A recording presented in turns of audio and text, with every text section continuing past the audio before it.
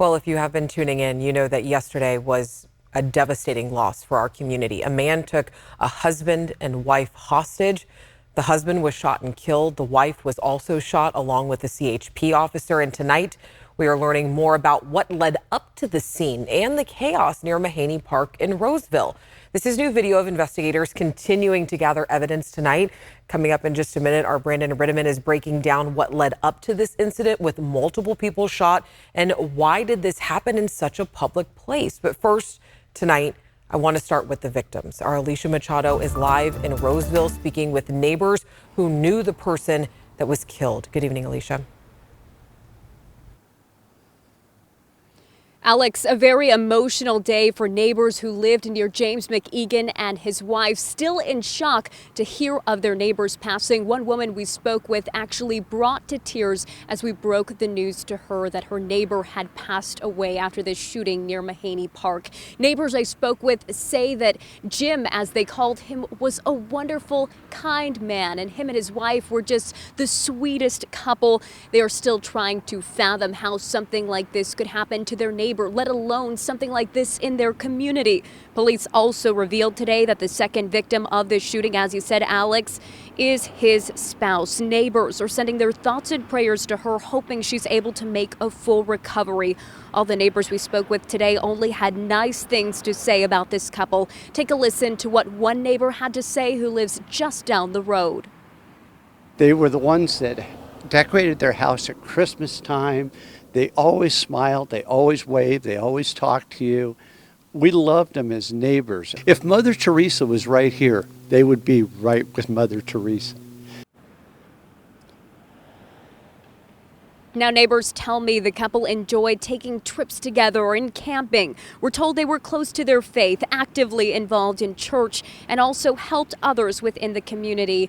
Neighbors still wondering how something like this could happen, and many of them concerned for Jim's spouse. We are working to find out more details about her condition and how she's doing, as so many neighbors are wondering the same. We reached out to Roseville police to see how she was doing, and they say for the privacy of the family, they are not releasing any more details about her condition at this time. We will continue to keep you updated and keep an eye on that once we learn more information. Alex? All right, Alicia, thank you so much. I mean, sorry, it's just absolutely devastating for this family. Just such a senseless act, and it's kind of hard to wrap your head around all this even happening yesterday. Alicia, thank you so much. I do want to mention I spent some time out in Roseville today, and from what I saw, things are finally opening back up. Cars are back on the roads that were closed down. The park was pretty empty, but take a look at what Roseville looked like just yesterday. The quiet 55-plus community, Sun City, was bursting with law enforcement as they served a search warrant for the suspect's car and home. Neighbors told us the woman being brought from the home is the suspect's mother. Meanwhile, the suspect remains in the hospital. I want to go ahead and bring in investigative reporter Brandon Rittiman now, because you've been talking to law enforcement sources all day today about this. We know that serving a warrant, it can be dangerous. But how did we get here to where an incident like this is happening in a very public place and it's resulting in three people being shot and loss of life? And you know, that's really the key question. Why was this warrant being served at a public park? And CHP officials told me they don't know what the plan was at this point. It's an internal investigation. But still that's an active, ongoing investigation. Exactly. Yeah. They're looking at this through an administrative lens, like, did our employees do the right thing? So we don't yet know if the plan was to serve the search warrant on the car at the park, or if they showed up at the house perhaps and the car wasn't there and then they found it. These are the kinds of things that we need answers to. But I will tell you, this case is prompting the policing world to take a closer look in general at how they handle warrants. The vast majority of warrants are served without incidents. It's incredibly rare for something like this to turn into a hostage situation. I spoke with a retired FBI agent, Glenn Norling, today. It's absolutely a very high bar right now, because an innocent member of the public has lost their lives just by being in the wrong place at the wrong time. Was this worth it for law enforcement? And that's something that law enforcement has to contend with each and every day. Now, was it worth it? And it's really tough for anyone to make a value judgment about this plan right now, because there's just so much left to learn. I spoke briefly on the phone today with former Sacramento Police Chief Daniel Hahn. He said what stood out to him most about the case is how little information CHP and Roseville shared in the aftermath of this shooting. Last night, they weren't sharing some key details. What was the warrant for? We now know it was a search warrant tied to a freeway shooting in Sac County. Did an officer fire their service weapon? That was a question we had. Today, Roseville PD officer confirmed that officers did, in fact, fire weapons. There was an exchange of gunfire. Norling, the former FBI agent, he trains people for active shootings. And Alex, he says, this is really a reminder that it can happen in places that we wouldn't expect. And his advice really is to be prepared, but not paranoid all the time. He compared it to kind of ideally how you would be driving a car. You know, you're keeping actively aware and you know what you would do if something was to go wrong out there. But yeah, you know, it's just another troubling sign. People worried about incidents, you know, where people gather. Yeah. Now we're talking about an open space. Thank you, Brandon. Of course, we'll continue to follow this. Brandon Rittiman looking into it. All right, coming up after the break, the Sacramento Kings are heading to the playoffs. We're looking at their impact and the man who actually helped them, helped children excel in our area.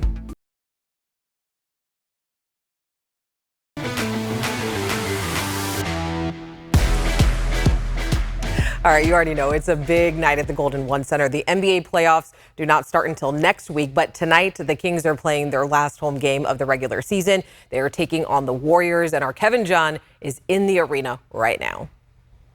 Yes, I'm here on the concourse inside of Golden One Center where thousands of fans are pouring in anticipation of this Warriors-Kings game tonight, which is starting in less than 30 minutes. Now, of course, this is always a fun Northern California rivalry whenever the Golden State Warriors are in town.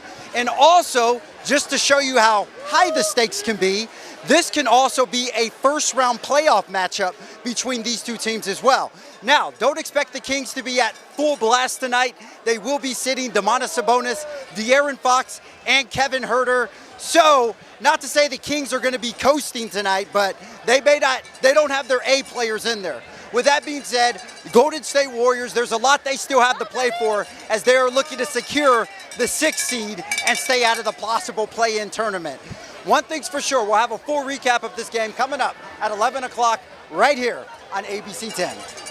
Everyone very excited out there tonight. All right, thanks, Kevin. And the Kings have had a major impact on our communities. Last week, a To The Point viewer reached out to us to share the story of her late father, Jim Clark. He opened up the Cosumnes River College gym to the Kings back in the 1980s so that they could work out. And tonight, photojournalist Vanessa Bizzuto takes us back to that point in time. My dad kind of had a philosophy: if he could get kids in the gym, he could kind of keep you out of trouble. His job was more than coaching. He was a dad to a lot of his athletes. He was, kind of quiet, but he was just a big presence everywhere that he went. When the basketball went in the air, he wasn't quiet anymore. Growing up with him as his children, he was just a funny guy. He told me that I was going to learn how to do stats when I was 16. For about 23 years, my dad and I were on the road doing basketball. Coach Clark was the men's coach when I was hired. He welcomed me with open arms. He welcomed my players. In 1986, the Kings were looking for a practice facility. Daddy opened up the Matchbox for them to practice in. He would use the Sacramento Kings players and as well as his players to just teach the kids in the community techniques about basketball. Coach Clark kind of talked to the Kings, talking about we need a new facility, which is now the current gym here. The student athletes that have come since he's passed and since we've had this facility are so grateful. I mean, we host high school playoffs all the time in our gym. We've hosted the state championships in basketball twice. Education was very important to Coach Clark. He wanted all his guys, he wanted them to be good basketball players, but he more important than that, he said, I want them to be good citizens and be successful people in whatever they decide to do. The James Clark Memorial Scholarship. We could continue his legacy, but also show the kids in the community how to learn, achieve, and to be leaders in the community too. Seeing the Kings share in the community, that should also instill in us, we have to share in the community. So everything that we can do to help our own community, it can help them do something. just seeing the community come together now with the Beam team, and I think Daddy would be so happy and so proud. The men and women here on the campus, they get to enjoy the fruits of his labor and the Sacramento Kings' labor. It's just a part of this community's legacy, and that's because of the Sacramento Kings and Dad. And if you do want to donate to the James Clark Memorial Scholarship, we have put all that information on our website at abc10.com/tothepoint. And we want to hear from you. What do the Kings mean to you? Share your Kings stories and memories with us, like this beautiful story that we were fortunate enough to tell. All you have to do is just email us at tothepoint@abc10.com. Coming up after the break, Easter lilies are in stores and churches right now. We are hitting the back roads of California for an in-depth look at where the majority of the world's Easter lilies are grown. Here are other stories that people are talking about today. A suspected drunk driver hit and killed a Caltrans contractor. This happened in Stockton on I-5. The CHP says the woman drove through traffic cones into the construction zone. She hit the worker, got out of her car, and then left the scene. Road repairs are now underway on I-80 in Roseville. This is after many of you sent us pictures of loose gravel cracking your windshields. Sections of pavement between Douglas Boulevard and Sierra College Boulevard are now being grinded down. And it's baseball season. Today was opening day for the Giants at Oracle Park. The Bay Area team took on the Kansas City Royals, losing their first game 3-1. And turning to our weather now, it snowed again. This was the view on I-80 at Donner Summit. Chain controls are now lifted.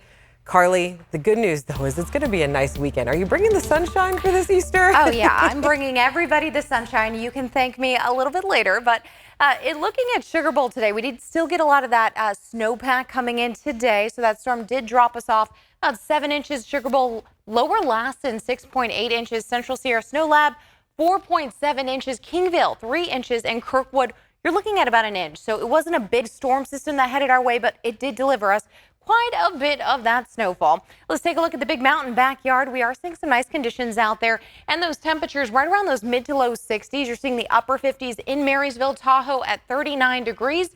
And then taking a look at what we can expect throughout the evening hours, a lot of the showers pushing out of the area, partly sunny skies to mostly sunny skies into your Saturday.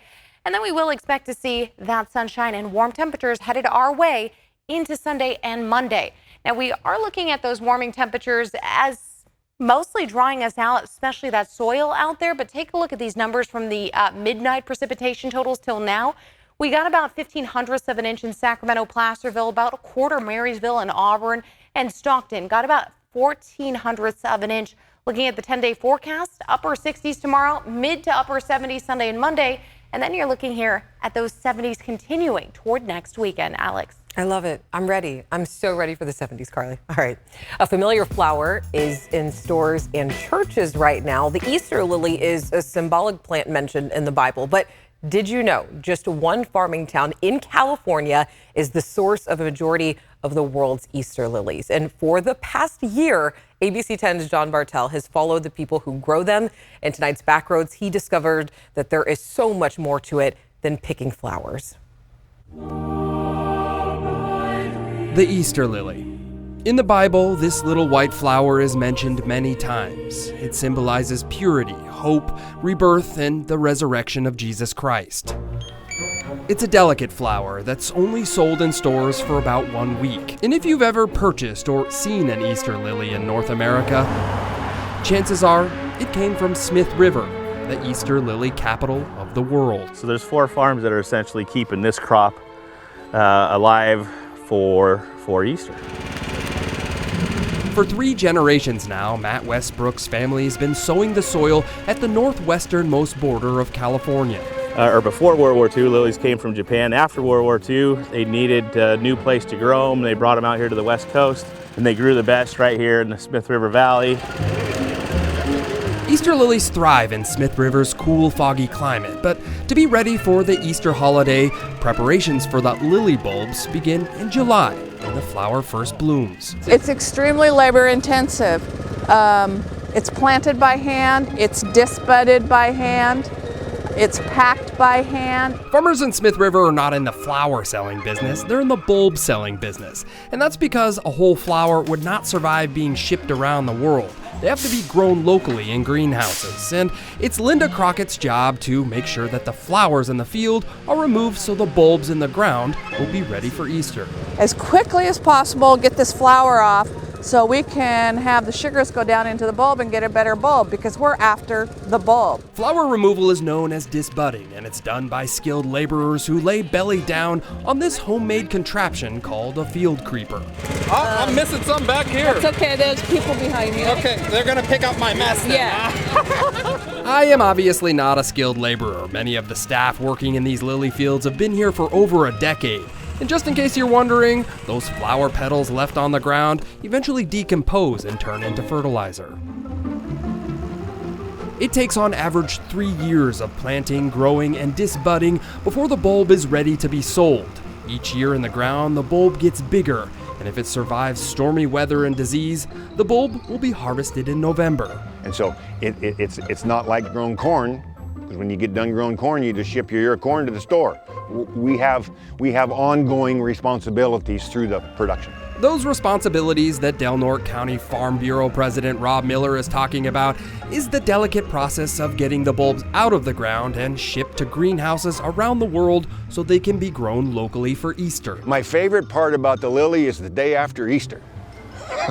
Because Easter shipping is a little bit time-consuming and stressful. If the harvested bulbs are not washed, packed, or kept at the right temperature, they won't make it to the greenhouses that grow them for Easter. We got an Easter lily bulb bath or shower, or what do we got going on here? Technically, these are strawberry washers.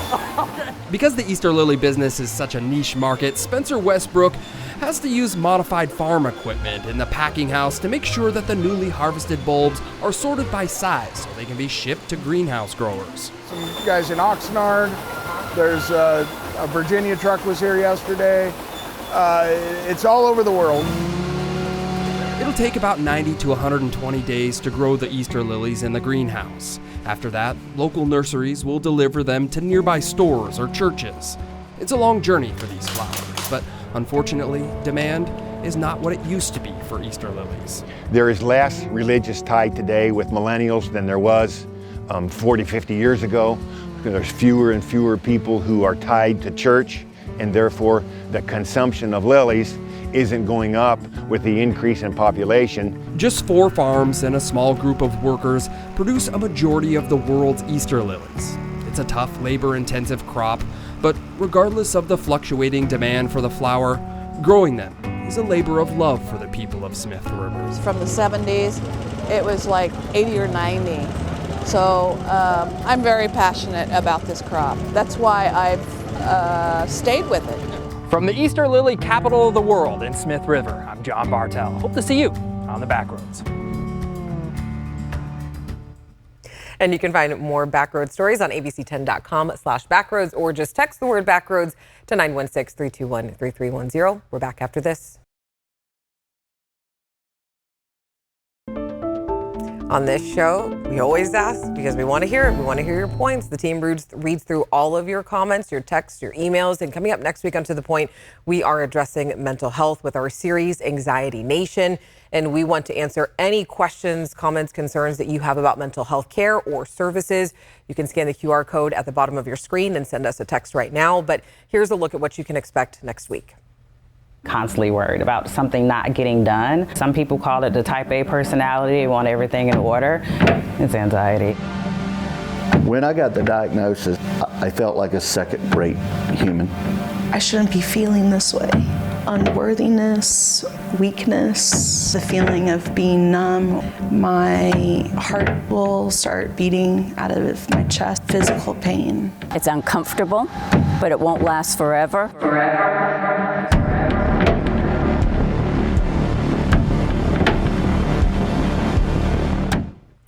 Okay, catch our series Anxiety Nation right here next week on To The Point, Tuesday through Thursday. You can also let us know what's going on in your community. Remember, you can always reach out to us. We have Instagram, Facebook. You can always text us or send us an email. I hope you have a great weekend. We'll see you here on Monday.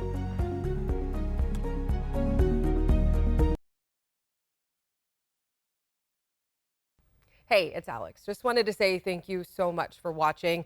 I really love hearing from everyone, and I hope that you'll stay in touch. Reach out to me on Facebook at AlexBellTV, or you can email me at tothepoint@abc10.com, or you can even send me a text message at 916-321-3310.